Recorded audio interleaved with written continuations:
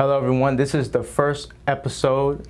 This is the first interview of Let's Talk Sports with Tim McKain, and I'm here with Chris Lepore. He is a director of basketball operations at UNCG. Thank you, Chris, for this interview. Thank you very much. Happy to be here. Thank you. How are you doing today? Doing great, man. Doing great. Fired up to talk UNCG hoops. Yes, sir. Let's get it. So, when did you first fall in love with the game of basketball?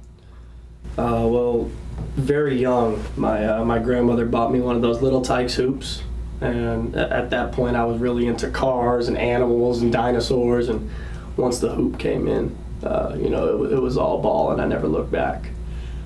So, growing up a Michael Jordan fan, Word. Reggie Miller, all those '90s legends. I was a sports freak, but specifically hoops. Yeah, that's what's up.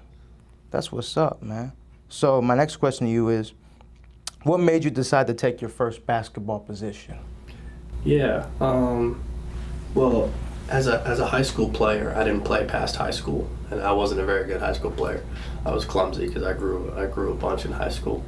But a lot of my coaches told me that I had a natural gift and would end up being a coach just because of the kind of the locker room leadership and the off the floor stuff. And I really liked working with our younger players, and I just kind of had a knack for getting a group together. Yeah. And so even though I wasn't ever the best player, Yeah. Those were kind of my gifts in leadership and communicating and whatnot. And so my coaches always told me I'd be a great coach, and I was always like, oh, okay, well, I'm just, trying to be a player right now, you know what I mean? Yeah. But my high school coach, he gave me an opportunity to coach an AAU team. I was coaching 8th graders at the time, and I was just finishing up as a senior in high school. And I loved it. I loved it. And later that summer, after coaching AAU, my previous high school coach asked me to come be his JV and freshman coach and assist with him on the varsity while I was in school at Belmont. And so I did that. So I'm coaching the JV, I'm coaching the freshmen, I'm helping with the varsity, and it just felt right, being on the sideline and, having my own team and, getting to develop these young men.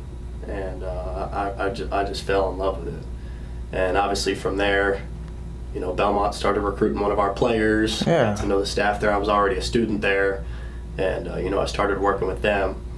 And at this point, I was thinking, man, I really want to do this high school coaching thing. Like, this is perfect. I love it. And my first year at Belmont, we go 30-5. Go to the NCAA tournament. We're an 11 seed. We play Arizona in the first round. We won our conference tournament at the buzzer, conference tournament championship game against Murray State. Amazing. And so it was just like a perfect storm. And I'm thinking, wow, this is my first exposure to college basketball. I've got, Rick Bird, who just retired. He was the head coach at the time. And it was just like this perfect storm. And I was like, wow. I mean, I love coaching high school, but it doesn't get any better than this. I believe that. March Madness, NCAA tournament. And, that really made me fall in love with the college game. And after I finished up being a manager there, I sat down with Coach Miller at the Final Four in Dallas, and he interviewed me for a GA position, and we just hit it off. We had the same values, working our players out all day, every day, being in the gym, living in the gym, and we just clicked. And so he hired me on, and he promoted me into all these different positions, and has found a way to keep me around. And I'm just grateful for the opportunities he's given me here. Obviously, just finished my 5th season. Wow. With him. So that's a little bit of the story of how I got into it, how I fell in love with it. I got you. So how would you say Coach Miller has changed the culture of UNCG in general? Yeah. So when I got here, my first season 5 years ago, we won 11 games. Wow. And, this past year we won 29, so that's a big, huge disparity. For sure. And, when he interviewed me, he told me, we're building. And we were at the beginning phases of that building project at that time. And, 5 years ago, we had to schedule workouts, and we had to, pull guys into the gym, and it was the foundation of building this culture that we have now of guys are coming through the office, knocking down our doors, hey, coach, let's get in the gym. Getting text messages, 6 a.m., 11 p.m., let's get in the gym, let's get in the gym, let's get in the gym, let's get in the gym. Like, that's how every player in our locker room operates now. They relentlessly work at their game because they know, like, not everybody can play. Right. You have to work, you have to keep getting better. For sure. If you want to play here. And that's the culture of work, the culture of getting better every day.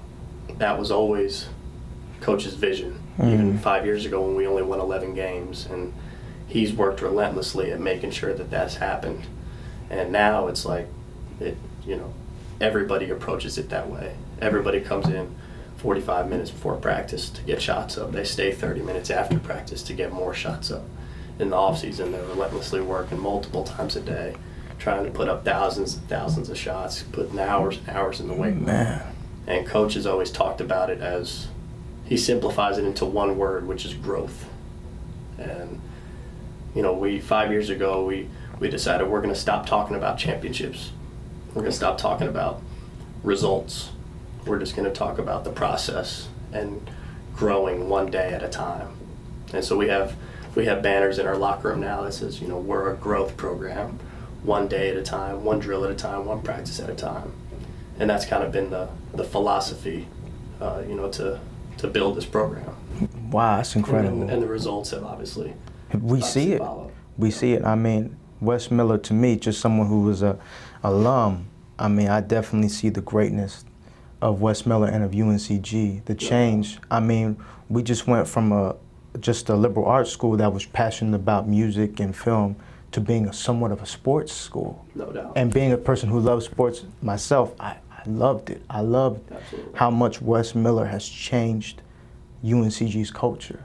And it's just as someone as a fan, I really appreciate what you guys have been doing.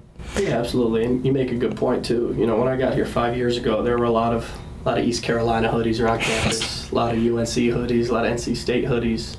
Now you walk around campus and everybody's repping UNCG. That's right. I'm wearing UNCG socks right now. Everybody's got the stickers on their laptops. They've got the backpack. They've got the hoodie. They've got the T-shirt.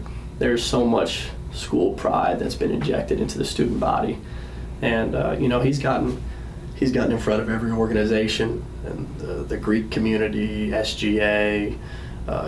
He just spoke this morning for 2 hours with the College of Arts and Sciences, talking to them, and so he's made it really important to get in front of people and just to make them aware that, like, hey, we've got something special happening here. Come see it for yourself. And I think 5 years ago we weren't there. We won 11 games. Like, the student support wasn't there yet, and rightfully so. We hadn't earned that. Right. The year after, we went to the CBI, won 16 games, went to the CBI. Following year, win 25 games, losing the championship of the tournament. Go to the NIT. Next year, we get over the hump, win the tournament, go to the NCAA. This year, a program record, 29 wins. And so we've just gotten to see it build, and the students have, the support on campus has been unbelievable. Man, I'll tell you one thing, side note, I will say this. Last year, y'all played y'all's butts off. Watching that game, it was incredible. Y'all were this close, close. No doubt. But you talk a lot about the process and growth. Mm-hmm. What is your process? Where do you see yourself when it comes to college sports in the future? Yeah, so it's funny, man. I think, when you're young, you think, well, I'm going to be a head coach. I want to be a head coach. I want to be a head coach. And so when I came here as a graduate assistant and I saw, what it takes, I was like, oh boy, it ain't quite that easy, to be Coach K or Roy Williams or Jim Boeheim, some of these guys, like, that's going to take a lot of work. And so I just decided I want to make, the GA position is for 2 years, and I just decided I want to make such a good impression on Coach in these 2 years that he has to keep me. Wow. So, anything he asked, I just tried to do it the best I could, and I didn't know what I was doing half the time. But at the end of the 2 years, you know, I was like, okay, this is make or break time, and we didn't have anybody leave our staff, and so there wasn't a spot for me. And so I was pretty bummed about that. I thought I was going to be out looking for a job, but coach came in my office and said, hey, I got it approved to create a position for you. And so he created a position. It was special assistant to the head coach, and it was something like $12,000 for a year or something like that. And I was like, you know what, I just want to be here. I don't care about the money. Let's go. I'm in. Man. And 3 weeks later, our director of basketball operations left. He bumped me right into that spot. A month after that, we had an assistant coach leave, and he bumped me right into that spot. And so he's just kept moving me up, and you know, those opportunities are pretty rare. Because again, I'm not related to Larry Bird and Magic Johnson. Like, I don't have some you know, some big pull in this industry. Right. I didn't play at North Carolina or at Syracuse. You know, I don't have a big time background as a player. So, you know, the odds are stacked against opportunities like that happening, but it just goes to show you that Coach Miller really values the right things. You know, he knows that I have a great relationship with our players, and that him and I are on the same page with the vision of this program, and we've developed trust, and that's the stuff that's important to him. He doesn't care if, you know, that I'm not a McDonald's All-American or, you know, related to Larry Bird or something like that. You know, I don't have any of those accolades. He just cares about the right stuff. He sees it in you. Yeah, and you know, he challenges me, and he corrects me when I need to be corrected, and he pushes me, and you know, encourages me. And this is an environment where I'm going to stick with him until he kicks me out the door and tells me, you know, it's time to move on. So I think, to answer your question, in the near future, I'll be with Coach Miller right here at UNCG, continuing to take this thing to the next level. And you know, when the time comes that, you know, he says it's time to move on and start looking for, you know, a chance to run my own program down the road, you know, that's kind of the long-term plan. So. Absolutely. I wish the best success for you. No doubt. Thank you very much, Appreciate Chris, that, man. for this interview. Yeah, no doubt. Appreciate that. Thank you. Go Spartans. Go Spartans.